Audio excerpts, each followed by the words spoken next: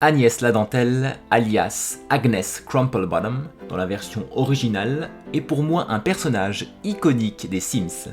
Elle est apparue dès les Sims 1, dans l'add-on Les Sims et Plus si Affinité en 2001, et je me souviens encore très bien d'elle. Elle semblait veiller sur le centre-ville, tel Cerbère devant la porte des enfers. Elle guettait le comportement des couples jeunes ou moins jeunes. Au moindre geste, trop équivoque, trop déplacé, elle se précipitait sur nos Sims en criant, en nous insultant de tous les noms et en nous menaçant avec son sac à main.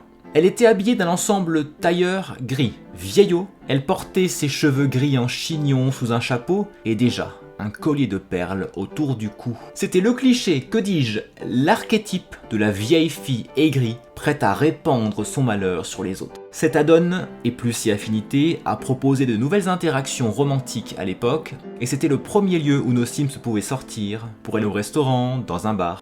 Dès que j'emmenais mes Sims en rendez-vous, je regardais nerveusement à chaque coin de rue si j'apercevais celle qui s'appelait alors seulement Mademoiselle Ladentelle. C'était d'ailleurs un PNJ, c'est-à-dire un personnage non jouable qui avait des interactions avec nos Sims, mais avec lequel on ne pouvait pas jouer, malheureusement.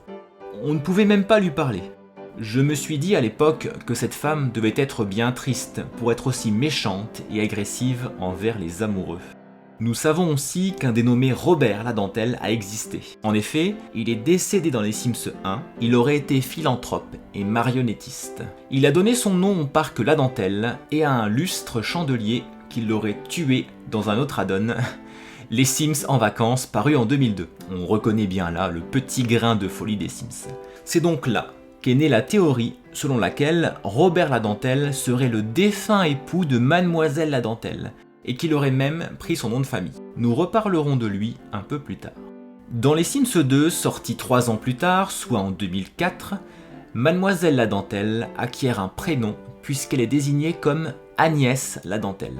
Mais elle est décédée. Nous apprenons qu'elle est la sœur de Cornelia Gothic, donc qu'elle est en réalité la tante de Vladimir Gothic. Cornelia et elle sont les filles de Simon et Prudence Ladentelle, les grands-parents maternels de Vladimir.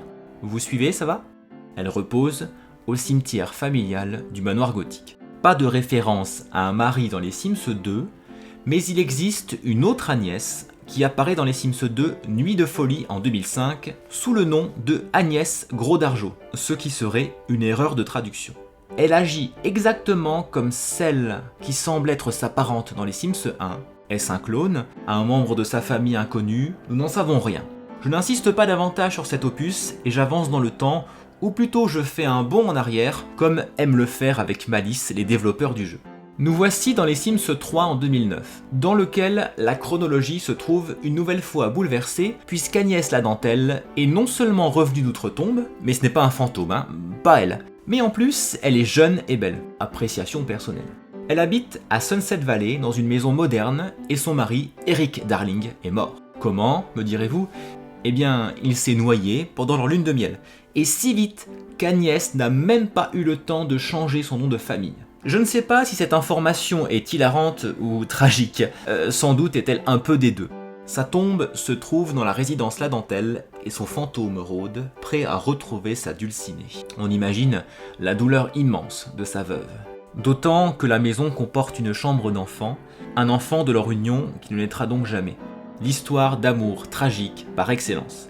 Si vous avez bien suivi, vous vous dites « je comprends plus rien ». C'est Robert ou Eric son mari ? À ce sujet, j'ai fait quelques recherches. Il s'avère que plusieurs théories s'opposent et parfois se superposent. Soit Robert et Eric seraient la même personne, leur prénom et leur nom auraient été modifiés par les développeurs entre-temps, soit Agnès aurait eu 2 maris et 2 amours qui n'auraient été pas repris en même temps dans une même génération des Sims. Vous savez que EA aime jouer avec le temps et avec nos PNJ préférés. Je ne peux donc pas vous apporter une réponse, je vous propose des hypothèses. À vous et à votre imagination de vous faire une idée. Ce qui nous amène en 2014 et au Sims 4. Vous êtes peut-être au courant que le jeu se déroule dans une chronologie et des mondes alternatifs aux autres opus. C'est-à-dire que la temporalité et les personnages ne suivent pas forcément les 3 autres jeux. Les développeurs se sont accordés des libertés et ils ont même chamboulé les histoires de certains foyers. Hélas, Agnès Ladentelle n'y apparaît pas, ou peut-être pas encore, qui sait. C'est avec regret pour moi, parce que c'est un personnage que j'ai un peu craint dans les Sims 1, un peu, mais qui m'a surtout fait rire et ému et qui me manquait. Elle fait partie de ceux que je voulais revoir. Je l'ai recréée dans ma partie personnelle en tant que personne âgée sur le modèle des Sims 1. Puis, je l'ai recroisée à travers les vidéos d'une youtubeuse que j'apprécie énormément et qui fait partie de mes préférés maintenant, qui s'appelle Anne-Hélène. Pour vous expliquer l'idée générale de sa série, pour vous donner envie de vous précipiter dessus, après avoir regardé ma vidéo bien sûr, sans trop en dévoiler, je vous dirai qu'Anne-Hélène a réinventé l'histoire des PNJ créés par EA, les gothiques, les Razoya, les vampires, etc. à travers son let's play Destin croisé. C'est un petit bijou d'inventivité servi par une écriture de talent et des clins d'œil qui raviront les fans des PNJ. Sa chaîne est en description et je ne saurais que trop vous inviter à aller y faire un tour. Si cette vidéo est dédiée à Anne-Hélène, j'offre ma Sims avec joie à Petit Bout de Sims qui a lancé un challenge Créer un Sims original, inspiré d'une célèbre émission de M6 et qu'elle a intitulé Shoppy Sims. Le but étant de proposer des femmes habillées selon un look particulier pour un événement que beaucoup convoiteraient. Un rendez-vous galant au Festival de l'amour de San Myshuno avec le séduisant et l'unique Don Lotario. Il fallait proposer une tenue quotidienne avec le jeu de base uniquement, sans la couleur verte, les autres tenues n'étant pas prises en compte. Ce pourquoi je me suis autorisé le vert pour la tenue de bain, par exemple. J'ai trouvé ce challenge inspirant, alors j'ai décidé d'y participer avec un personnage atypique, à savoir celui d'Agnès la dentelle. Est-elle prête à retrouver l'amour après le drame qu'elle a vécu? En tout cas, n'hésitez pas à aller voir la chaîne YouTube de Petit Bout de Sims qui est en description. Elle propose notamment un Legacy Challenge et elle a réalisé une construction avec une belle histoire, libre de s'aimer. D'ailleurs, je remarque deux choses avant de vous laisser avec un petit machinima. La première, c'est que je ne vous ai même pas dit « Bonjour, c'est Psyplay ». Alors je le fais maintenant, et j'espère que vous êtes toutes et tous en forme.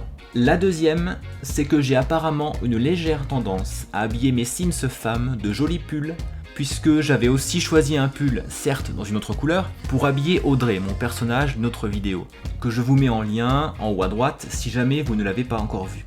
Vous pouvez aussi voir ces différentes tenues. J'ai voulu les rapprocher de ce qu'elles portent dans les Sims 3 et vous proposer quelque chose de plus lumineux et joyeux pour le challenge de Petit Bout de Sims.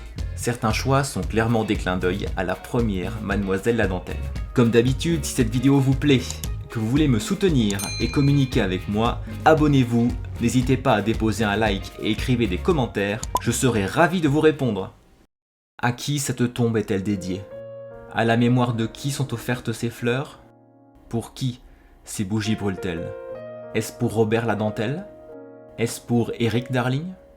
Pour quel homme l'amour de cette femme semble-t-il se déverser en larmes et en douleur? Amour, passion, sans nul doute, vu l'immense chagrin qui semble l'habiter. Pourtant, il est mort depuis plusieurs années déjà, et elle continue à entretenir sa sépulture. Elle la garnit des plus belles fleurs qu'elle peut trouver, aussi colorée et lumineuse qu'était sa flamme pour l'homme qu'elle a perdu.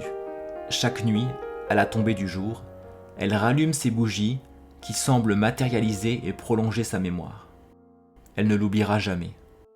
On n'oublie jamais ce qu'on aime. D'ailleurs, et en dépit du temps qui s'est écoulé, elle n'a jamais pu quitter ses tenues noires, comme si son deuil devait être éternel. En rentrant du marché, toujours parée de noir, elle a croisé ce beau brun qui l'a accosté.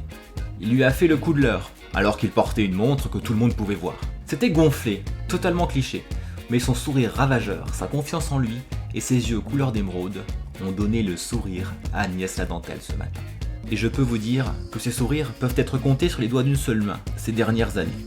Quelque chose en lui rappelait Robert. Ou peut-être était-ce Eric?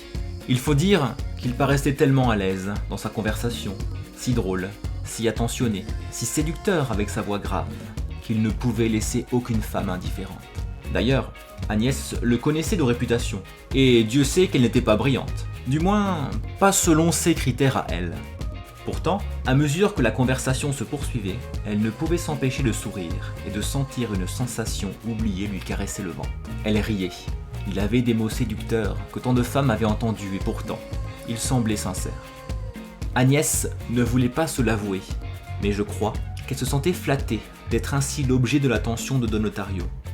Il finit par l'inviter le lendemain au Festival de l'amour qui se tenait comme chaque année à San Myshuno. Après des heures à tourner en rond, à se répéter qu'il était inconcevable qu'une femme comme elle se précipite dans les bras du donjon local, et même national chez les Sims, elle ressortit quelques vêtements plus colorés, oubliés dans une malle, qui lui rappela sa vie de femme heureuse. Et elle prit le chemin vers l'arrêt de bus qui devait la mener à San Myshuno, avec des heures d'avance. Ira-t-elle jusqu'au bout ? Se ravisera-t-elle au dernier moment ? Elle hésitait.